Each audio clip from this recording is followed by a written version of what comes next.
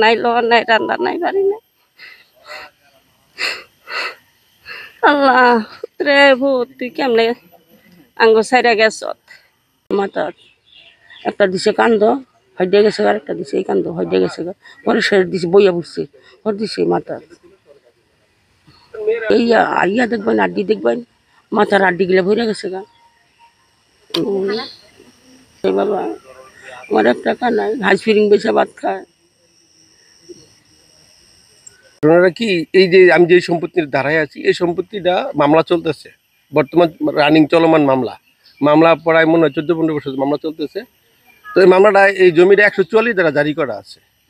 এই যে এই ইয়াসিন শেখ তার ছেলে জাহাঙ্গীর শেখ যে আজকে হাসপাতালে ভর্তি, তো ও যেহেতু এখন তার বাবা মারা গেছে এই যে মনে হয় 6-7 মাস হয়েছে, মারা যাওয়ার পরে এখন সেই দায়িত্বে আছে, বাপ নাই।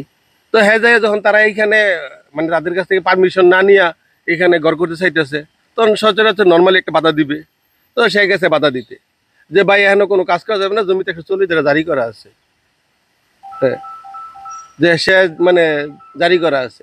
তখন তারে বলছে যে তুই যে আয় তোর মেরে ফেলাবি, তার হুমকি দিছে।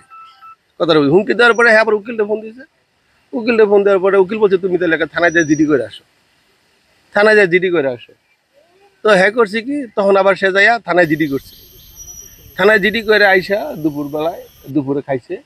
খাওয়ার পরে আবার সে ওই যে এই বেলুন আইসক্রিম এগুলো সে বিক্রি টিক্রি করে আর কি। ওই জাহাঙ্গীর যে ছেলেটা বর্তমানে হাসপাতালে ভর্তি, তো ওইগুলো নিয়ে সে এদিক দিয়ে যাইতেছে ওই রাস্তার ওই মাথায় গেছে, মানে রাস্তায় যাইতেছে ওইখান থেকে তার ওই যে বেলুন টেলুন যা আছে ওই মাল টাল ওগুলা তারা জোর করে ধরে নিয়ে আসছে। তো মাল কইন ডাকাটাই করতেছে। পরে তার ওই যে মালের লেগে আইসে আইসে পরেই মানে হ্যাঁ বাড়ি আর কোপ দেওয়া শুরু।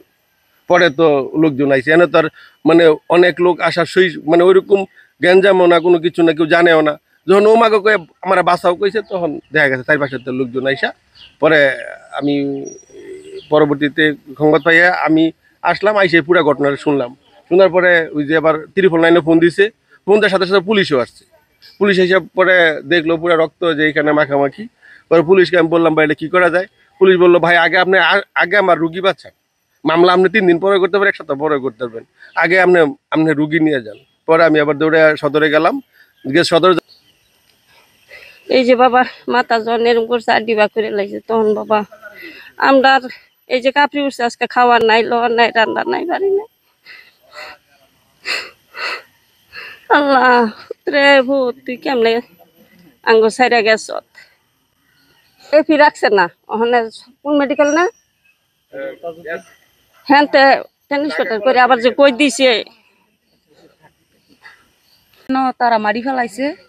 পরে আমার ভাই না হচ্ছে যে সরকারের বিরুদ্ধে তোমরা কাজ করো না, পরে তারা কয় ফালাইব।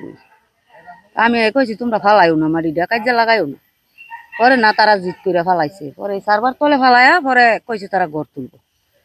এরপরে আমি তাকে কইছি তোরা কোনো কাজ সাজ্জা করিস না, তো পুলিশের খবর দেয়। পরে তারা এটা হচ্ছে ওই হইরা পরে তারা পুলিশের বারাত গেছে পরে জিটি করেছে।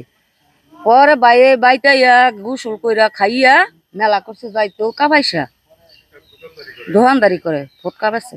পরে ওই সামনে না গিয়া ওই তাকে ওই হেন রাস্তার হেন গেছে। পরে সব মাল সামানা রাইহে দিছে ভ্যান গাড়িতে রাইহা দিছে। পরে হ্যাঁ আইসে আইয়া কইতাছে কলে ইয়া আমার মাল চাল সব রাইহে দিছে। পরে এন্দাইয়া উঠছে পরে ওই হেনতে খালি নিয়া খালি লাডি শুরু। তারা জামাইব শাহিনায় আর এই লেহাজুদ্দিন তারা দুজনে এমন করে ফিডাইছে, মাথার মাঝে দাও কুপ দিচ্ছে।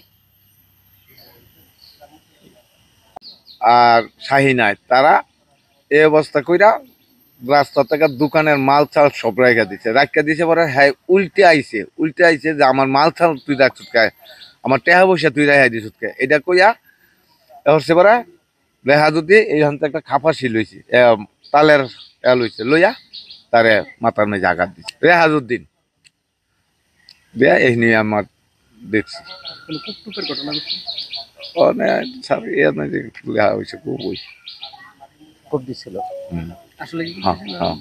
আর তার বাগিনার শুলে যে খান দিয়ে কুপ দিতে লইছিল তার বাগনির হাতে